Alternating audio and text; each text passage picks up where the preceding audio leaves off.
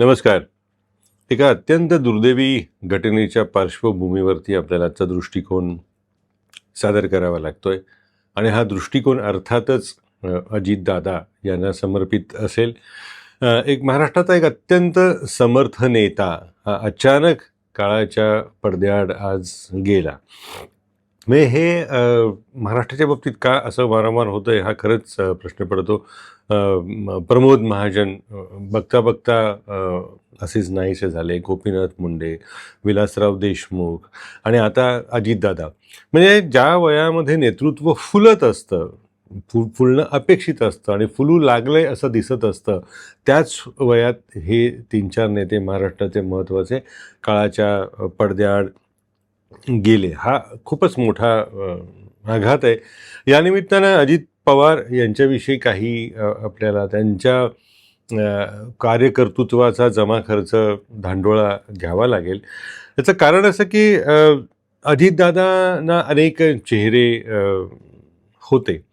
मग एक वर्ग पवार या आडनावाविषयीच एक मोठी नाराजी बाळगून, काही पूर्वग्रह बाळगून त्याविषयी तशा पद्धतीनं व्यक्त होत असतो. त्या वर्गासाठी अजितदादा हे एका अर्थी छोटे खलनायक म्हणून बघितले त्यांना जात होतं. त्या वर्गाला अजितदादांचं भाजपबरोबर येणं हे मंजूर नव्हतं. पण अजितदादांना एक दुसरा चेहरा आहे.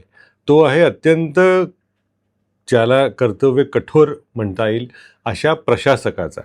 म्हणजे मी असे अनेक अनुभव आहेत अजितदादांच्या बरोबरचे की समोर एखादा अधिकारी काही त्यांना सांगायला आलेला आहे, तो विषयाच्या मांडणीची सुरुवात करतो आणि तिथून पुढे तो पुढे काही बोलायच्यात अजितदादा तो काय मांडू इच्छितो आणि कुठल्या दिशेने त्याची मागणी जाऊ इच्छिते याचा आधीच विचार करून त्या दृष्टीने स्वतःच्या बाजूने पूर्णपणे स्पष्टीकरण देतात.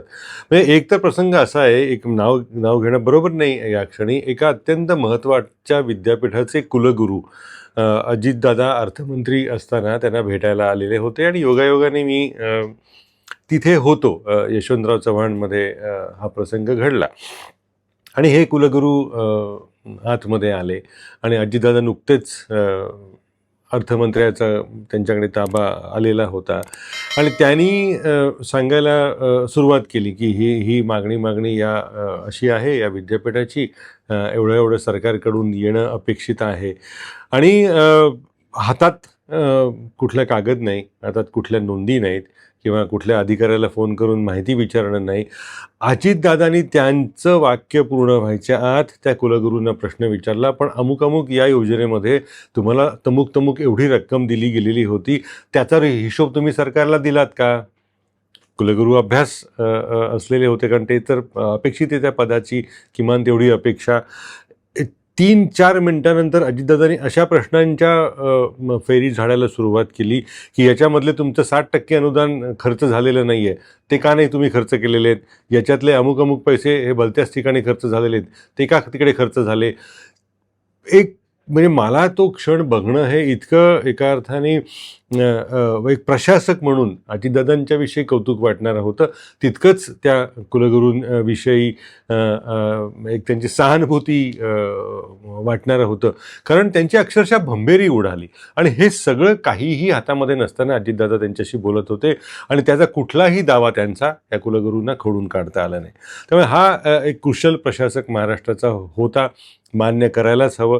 आणखी एक प्रसंग सांगायला हवा अजितदादांच्या संदर्भातला. शेतकरी आणि कृषी पंपांची वीज बिलाची थकबाकी या 2 गोष्टी सातत्यानं निगडीत असतात. कुठलाही राजकारणी शेतकऱ्यांना तुम्हाला विजेचं बिल द्यावं लागेल असं म्हणत नाही. अजितदादांकडे मला वाटतं 99-2000 हा त्या सुमारासचा काळ असेल, वीज खात्याचं मंत्रिपद होतं, ऊर्जा खात्याचं मंत्रिपद होतं. त्यांनी ठाम भूमिका त्यावेळेला घेतली ती होती की काहीही चालणार नाही, तुम्हाला तुमच्या विजेची बिलं भरावीच लागतील. आणि त्यांनी आपल्या अधिकाऱ्यांना पूर्णपणे स्वातंत्र्य दिलं. जो शेतकरी वीज भरणार नाही, वीज बिल भरणार नाही, त्याची वीज तोडा. आणि तो काळ एकमेव असा आहे महाराष्ट्राच्या वीज खात्याच्या इतिहासामध्ये की ज्या वेळेला जास्तीत जास्त थकबाकी महाराष्ट्र वीज नियामक वीज मंडळाकडची वसूल झाली. एरवी जे लांगुल चालन करावं लागतं की नाही मग पॉलिटिकली इनकरेक्ट ज्याला म्हणतात, राजकीयदृष्ट्या ते गैरसोयीचं असतं, ते न बोलण्याकडेच अजितदादा अनेकांचा कल असतो. अजितदादा मात्र त्याला अपवाद होते. जे काही आहे ते सरळ सांगणं, मनातलं बोलून दाखवणं हा त्यांचा गुण होता, जो राजकारणामध्ये अवगुण मानला जातो. कारण असं करताना भावनेला हात लागण्याचा धोका असतो आणि आपल्या देशाचं संपूर्ण राजकारण हे भावना केंद्रितच असतं. त्यामुळे भावना सांभाळण्यामध्ये अजितदादा कमी पडत होते. त्यामुळे त्यांच्याविषयी वारंवार प्रवाद निर्माण होत गेले. त्यांचं वक्तव्य, त्यांचं वागणं हा एक वेगळा वादाचा विषय होत गेला. याच्याबरोबरीनं थोडासा अजितदादांच्या विषयीचा अडचणीचा ठरणारा मुद्दा म्हणजे त्यांना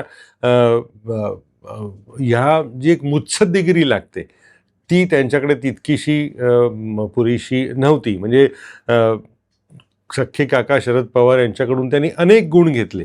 हा गुण मात्र अजितदादांना दुर्दैवाने त्यांना हुलकावणी दिली. तो काही त्यांना घेता आला नाही. आणि राजकारणामध्ये प्रत्येक गोष्ट बोलून दाखवायची नसते. आपली जी वेळ येईल त्याच वेळेला कृती करायची असते आणि आपली वेळ येते त्यासाठी तुम्हाला योग्य पद्धतीनं दबा धरून बसावं लागतं, प्रतीक्षा करावी लागते. अजितदादांना त्यांचा कंटाळा होता. म्हणजे याचं अगदी जवळचं उदाहरण द्यायचं झालं तर कसं शांतपणे काम करावं लागतं, न बोलता, न कुरकुर करता आणि न तक्रार करता. याचं अलीकडच्या काळातलं मूर्तिमंत उदाहरण म्हणजे देवेंद्र फडणवीस.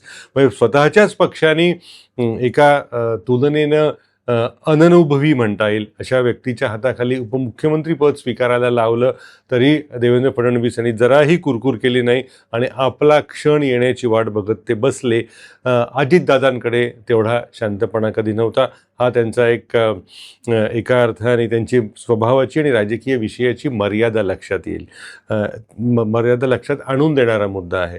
दुसरं त्यांच्याविषयी एक सांगायला हवं ते म्हणजे ते सर्वसाधारणपणे राजकारणाचा अनुभव असा असतो की जो उपमंत्री असतो तो आपल्या मंत्र्याला कसं आव्हान देता येईल असं बघत असतो.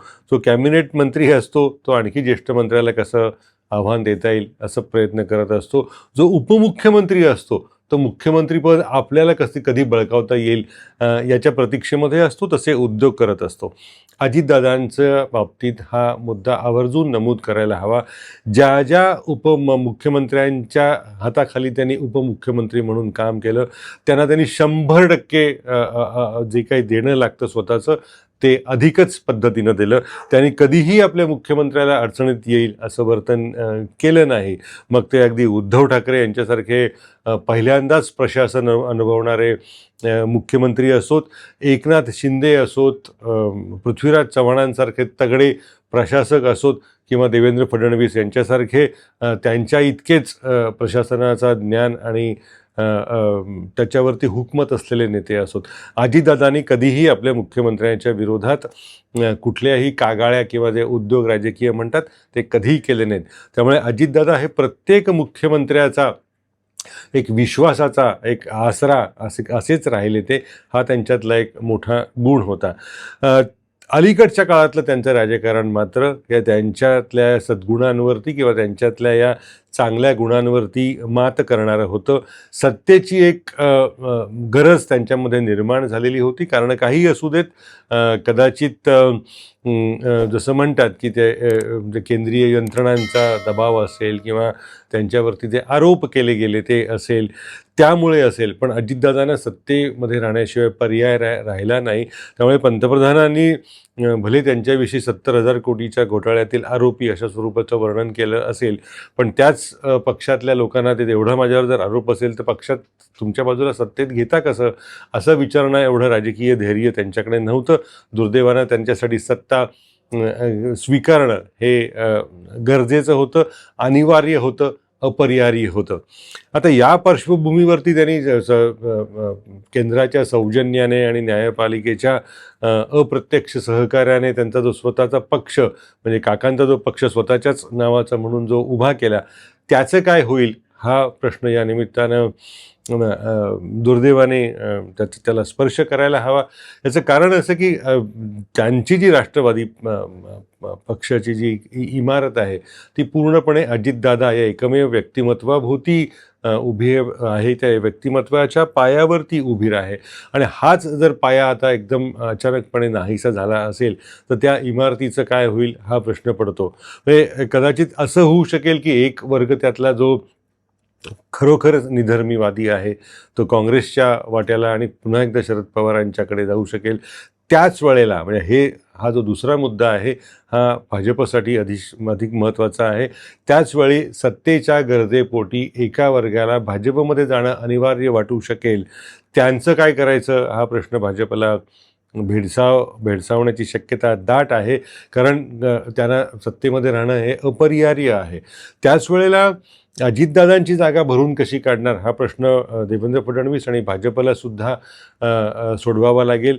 याचं कारण असं की केंद्रातलं मंत्रिपद त्यांच्यातल्याच पक्षातल्या मतभेदामुळे ते एका नेत्याला देऊ शकले नाहीत.